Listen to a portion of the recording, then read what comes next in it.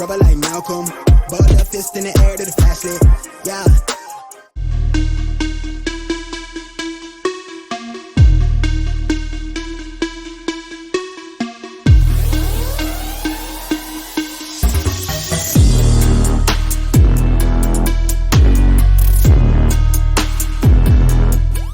Do you support reparations for Black people? Well, listen, again, we had over 200 years of slavery. We had Jim Crow for almost a century. We had legalized discrimination, segregation, and now we have segregation and discrimination that is not legal but still exists and is a barrier to progress. We have disparities around housing. We have disparities around education. We have disparities around income. And we have to recognize that everybody did not start out on an equal footing in this country. And in particular, Black people have not. And so we have got to recognize that and do something about that and give folks a lift up. That's why, for example, I'm proposing the LIFT Act. Give people who are making $100,000 or less as a family a tax credit, which will benefit and uplift 60% of Black families who are in poverty. So by default, it affects Black families, but there's not a particular policy for African Americans that you would explore. But no, if you look at the reality of who will benefit from certain policies, when you take into account that they're not starting at the same place and they're not starting on equal footing, it will directly benefit Black children, Black families, Black homeowners, because the disparities are so significant. So if we focus on the specific issues that have resulted in the greatest disparities, and we understand that that's part of why we're doing it. Listen, the reality also is this: any policy that will benefit Black people will benefit all of society. Let's be clear about that. Let's really be clear about that. So I'm not going to sit here and say I'm going to do something that's only going to benefit Black people. No. Sit here and say I'm going to do something that's only going to benefit Black people. No. Sit here and say I'm going to do something that's only going to benefit Black people. No. Because whatever benefits that Black family will benefit that community and society as a whole and the country. Right? And we are told, as so-called Black people, people who classify themselves as Black, we are told not only by other people, other groups of people, but we are told by our own people that we have to vote for this because we have to get Trump out of office. Now, you say, well, Donald Trump is a racist. Donald Trump is a sexist. Donald Trump has the, he's xenophobic. He's, all these phobias. He's this and that.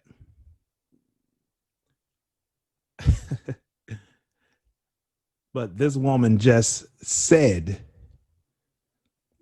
I'm not going to do anything specifically for Black folks. And she's running as a Black woman. This is what Black folks are hooping and hollering about. I'm not here to tell you who to vote for. That's not what I'm here to do. I will never tell you who to vote for. How can you rant and rave about we just got to get Donald Trump out of office when Kamala Harris, who more than likely will be the president of the United States through the 25th Amendment, she outright told another Black woman, said, hey, listen, no. I'm not going to do anything specifically for Black folks. You see that whole thing that she was talking about where when Black people, when we do things for Black people, everybody succeeds, right? Well, that's how it's been for our entire existence under this government. That's how it's been. Okay. It's been the whole minority and people of color deal.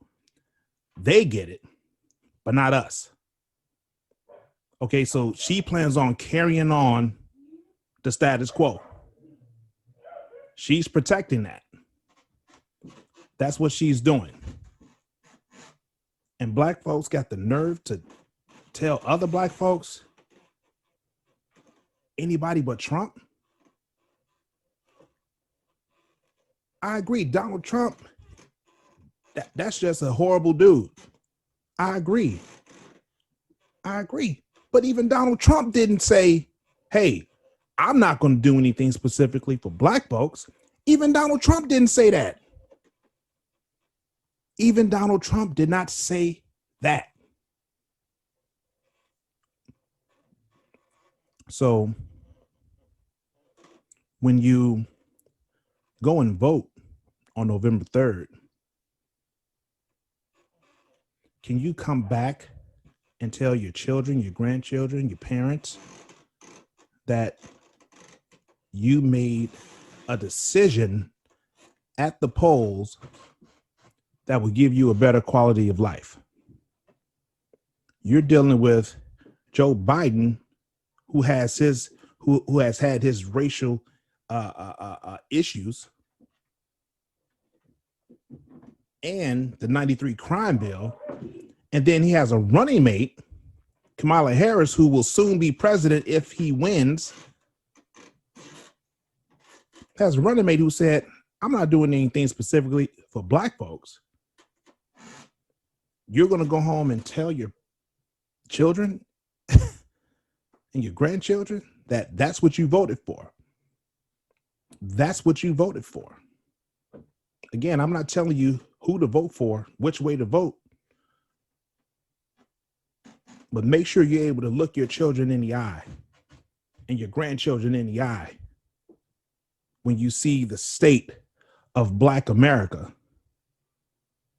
under a Biden-Harris administration. What are you going to say? What are you going to say? Okay. Now, we all know that we don't directly vote for president. This is a indirect, type of deal. It's indirect. We don't directly vote for president. But you're supporting this? You're supporting this. If Kamala Harris would have said that about any other group, it would have been hell to pay. About any other group, they would have lost this election a long time ago as it relates to support. Okay? They would have lost support a long time ago. Any other group. How do we look telling our Latino brothers and sisters, hey, Kamala Harris said she's not going to do anything specifically for Latinos, but I want you to vote for her? What? What? Are you kidding me? How do I look telling somebody that? We just got to get Trump out of office and put somebody in who doesn't have my best interest at heart? This is what we're doing? How do we look with telling our Jewish brothers and sisters if Kamala Harris had said something like that? How do we look telling our LGBT brothers and sisters something like that? If Kamala Harris had said, hey, I'm not going to do anything specifically for them, but I'm telling you to vote for her? What? What is this? What is this? It's only us. It's only us. It's only people who classify themselves as Black who keep falling for this trick bag every 4 years. We keep falling for it. And now we got a decision to make Tuesday, November 3rd. Okay, as it relates to who you're going to support, because we're only focusing on the presidential race. We're not focusing on anything else, right? So how do you deal with that? How do you deal with that? How do you defend someone sane, someone who is fighting for your support and your money, your monetary contributions, your time, like making phone calls and knocking on doors. How do you deal with that? Someone told you, I'm not going to do anything specifically for you. And at the beginning of her statement, when she asked Kamala Harris about reparations, Kamala Harris ran down on all these things that black folks went through and are still going through, and then going to say, well, I'm not going to do anything specifically for black folks. Total insanity. Total insanity. But we got to get Trump out of office. Go back and see what Trump had said. I'm not going to do anything specifically for black people. And this is not a thing where I'm saying, well, since Trump didn't say that, go and vote for Trump. No, that's not what I'm saying. That's not what I'm saying. But you're telling me to, anybody but Trump. Why? Why anybody but Trump? Well, because he's racist. Okay. He's a white supremacist. Okay. Well, by Kamala Harris saying that she won't do anything specifically for black folks, being in the White House, and you call Donald Trump a white supremacist, she's being a co-conspirator to white supremacy when you do that. You don't understand that? You don't understand that. That's being a co-conspirator to this. And so what do? Okay, we get Trump out of office, and then we wait another 4 to 8 years, just, going along with the, that good, warm, fuzzy feeling because Kamala Harris is going to eventually be president, and it's the first black woman. It's the first black woman. Yeah, that's my president. Go ahead, sister girl. No, no more. No more. At what point do we put our foot down and say, enough is enough? Enough is enough. We're not expecting anything from Donald Trump and the Republicans. They let us know where they stand in the gate. Okay? The Democrats been playing this magician, show, this David Copperfield act that we've been going through for decades. I mean, this trick is so easy to figure out. It's like when they put their hand to your ear and pull out a quarter, right? And you still falling for that mess. We still falling for that mess. How do we get something tangible from that administration? How do we get something tangible from that administration? Ice Cube went to talk to that, possible soon to be administration, the Biden administration, and they said, we'll wait till after the election. A lot of y'all were like, oh, well, it's okay because, I understand because, they got to get in first. No, that answer is the answer that I expected because she said, I won't do anything specifically for black folks. I mean, come on. Come on. What are we doing here? These are her own words. This is not my opinion about her. This is what she said. You heard it with your own ears. This is what she said. I already know what to expect and what not to expect out of Joe Biden. He showed us who he is. Well, how did he do that? Well, through his legislation. They got some of y'all daddies still in prison right now. That legislation. Some of y'all sons who just now coming home. I'm talking about that legislation. I know what he's about. And Kamala Harris slid up in there and said this and got away with it. We don't understand that this system of government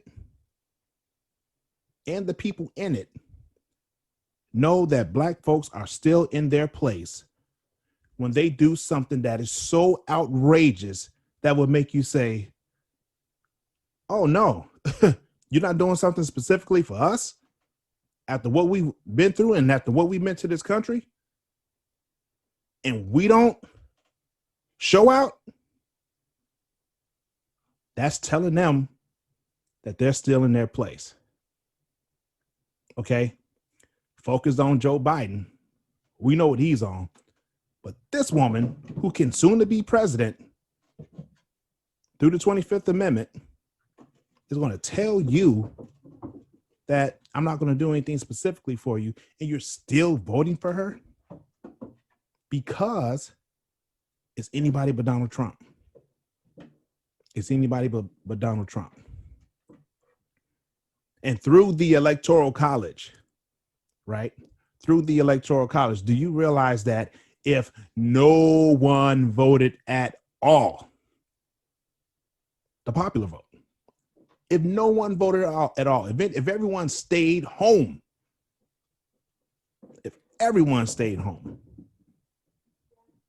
they would still elect a president and vice president. But you put your support behind this.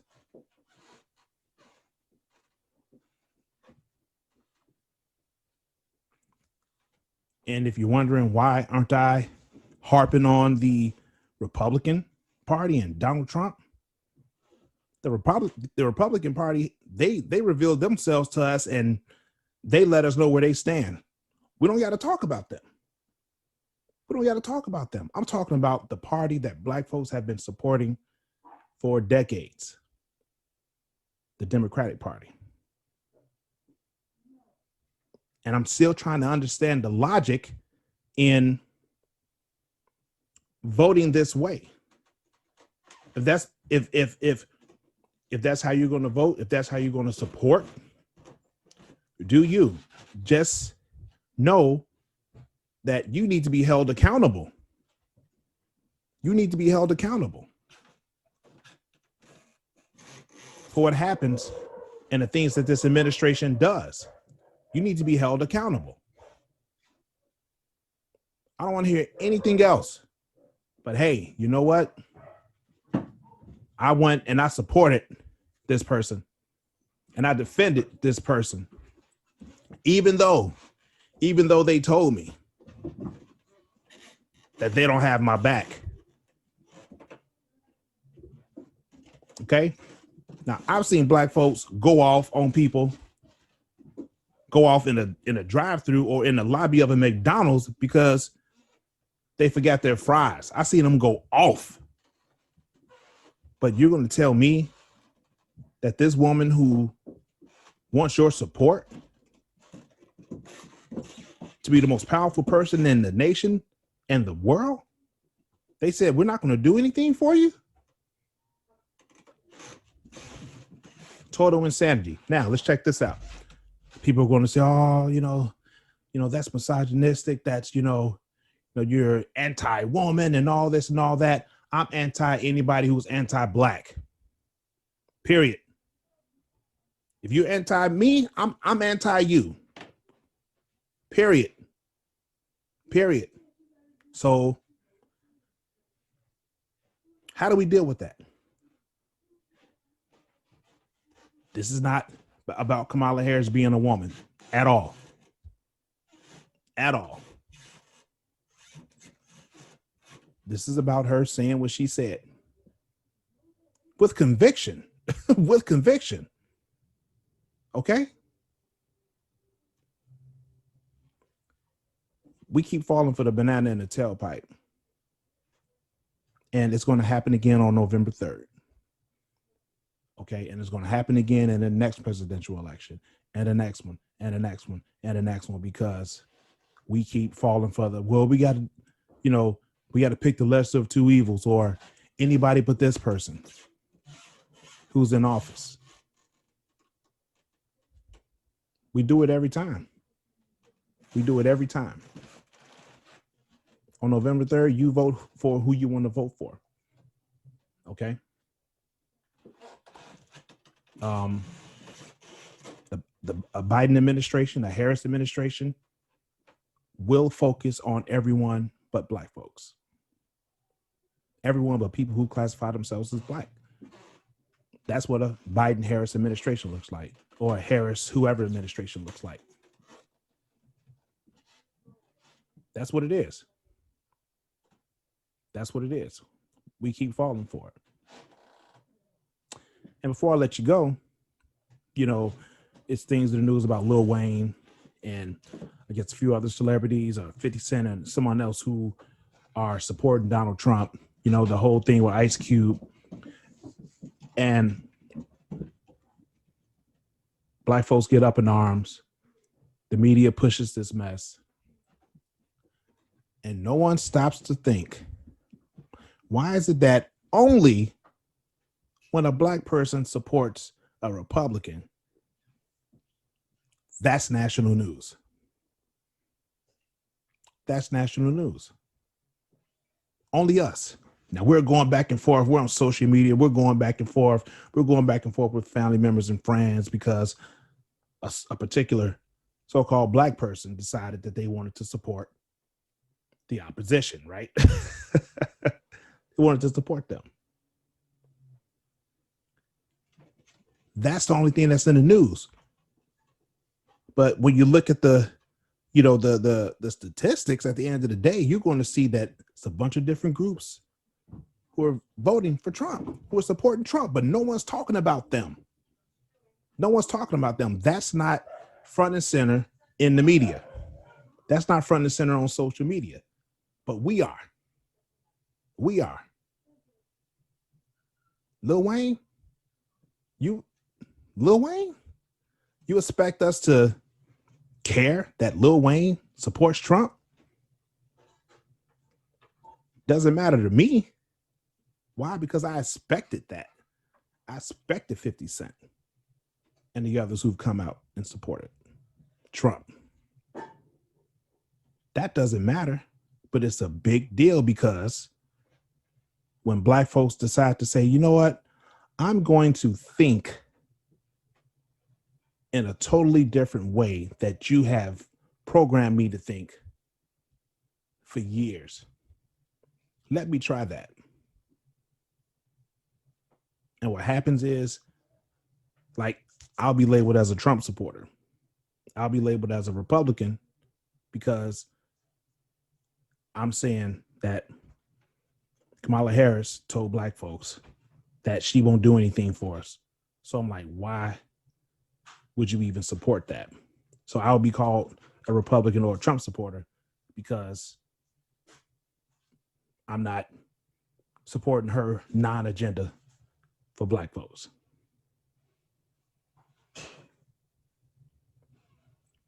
So just be prepared post-election for what will happen. Just be prepared for that. I hope you really vote hard and come out in large numbers for your state and local elections. That's where it's at. That's where it hits you first. That's where it hits you first. We don't understand that the same way that the federal government is set up, it's the same way our state governments are set up. We have a governor and a lieutenant governor, and they have a cabinet. We need to treat them like a president because a governor is the president of the state. It's set up the same way.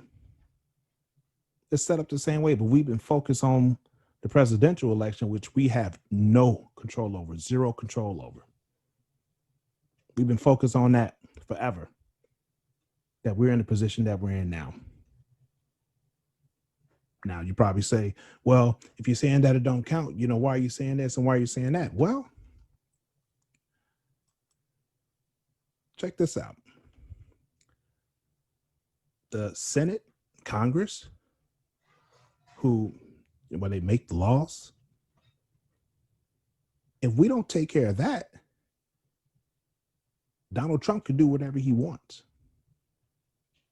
If we don't hold them accountable, Donald Trump can do whatever he wants, just like he's been doing for the last 4 years, because they control the Senate. They control the Senate. Okay? We got to stop going for these symbolic victories. That's enough. Enough, you're tearing down statues, you got the Black Lives Matter written on the ground and things like that. Where's my legislation with my name on it? Where is that? Where is that? How about enforcing the legislation that's supposed to be for Black folks only? Not people of color or minorities. Black folks only. Let's enforce that legislation. As a matter of fact, let's enforce a new constitution post-Civil War, 13th, 14th, and 15th Amendment. Let's enforce that one. Let's enforce the Indian Treaty of 1866. Let's enforce that. But we don't want to talk about that, because if they enforce that, then they will actually have to treat us as human beings and not as subjects. But that statement is a whole nother story and a whole nother show in and of itself. It's time for us to start to think independently and not what the mainstream media is telling us to do. That's how you take the first step to make some sort of progress. But right now, while we're listening to the mainstream media, while we're listening to celebrities tell us who to vote for, which way to vote, we're going to be in the same situation 4 years from now. And our grandchildren and great-grandchildren are going to be in the same situation. And it's going to be your fault. It's going to be your fault. Because you said anybody but Trump. Yeah, okay. That's cool. Anybody but Trump. Anybody but Trump. Why? He's racist. Oh, okay, cool. Let's get him out of office. Let's vote him out. Well, how can we vote him out? Let's vote for Joe Biden, whose 93 crime bill destroyed the Black community. And his running mate, Kamala Harris, who was overly tough on Black folks as it relates to crime. And she told us that she will not do anything specifically for us. Let's do that. That sounds a lot better. That sounds a lot better. Right? But let me tell you this and I'll let you go. Those who don't classify themselves as Black, because right now Black folks really don't know better, because we still don't understand how this operation works. Okay. But anybody who don't classify themselves as Black and they're telling you to vote for the Biden and Harris ticket, it's because they have something to lose. They have something to lose this election. Okay. And if Biden and Harris get in, everything that they've been wanting is going to come to fruition. But if you're somebody who classify yourselves as Black, just know that administration will not do anything specific for Black folks.